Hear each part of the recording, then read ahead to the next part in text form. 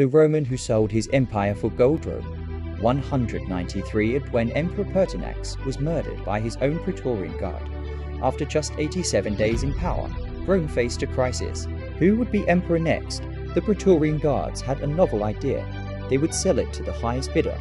They stood atop the walls of their fortress in Rome and literally auctioned of the Roman Empire like a piece of furniture. The message spread through the city: whoever pays as the most becomes ruler of the known world. Two wealthy senators heard the news and raced to the Praetorian camp. Didius Julianus, a 60-year-old senator who had never commanded an army, arrived desperate to outbid his rival. His wife and daughter urged him on. This was their chance at ultimate power. The bidding war began. 20,000 sesterces to every guardsman, offered Sulpicianus, who was already inside the camp. 25,000. Julianus shouted from outside the walls, unable to enter. The bids climbed higher and higher.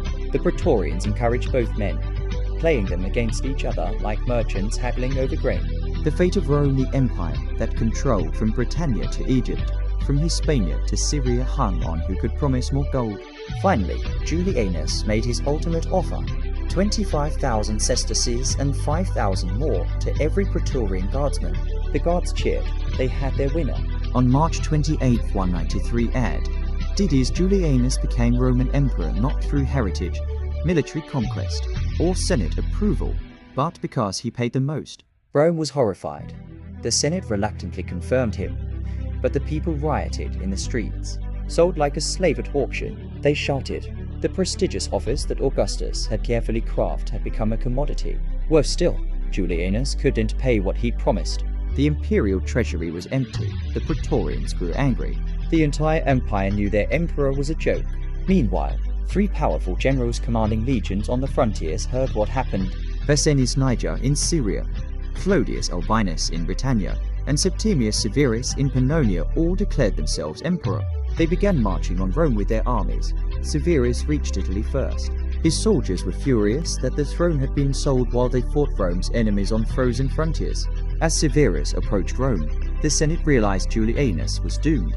66 days after buying the empire, Julianus was abandoned by everyone. The Praetorian Guards wouldn't defend him. Why protect an emperor who couldn't pay? The Senate declared Severus the new emperor. On June 1st, 193 AD, Julianus was executed in the palace, alone and despised. His last words were reportedly, "But what evil have I done? Who have I killed?" He had killed nothing except the dignity of Rome itself. Severus entered Rome, disbanded the treacherous Praetorian Guard entirely, and replaced them with loyal frontier troops. The auction of 193 AD became a cautionary tale, proof that Rome's greatest threat wasn't barbarians at the gates, but corruption within. You cannot buy loyalty with gold, and you definitely cannot buy an empire. Well, you can, but only for 66 days.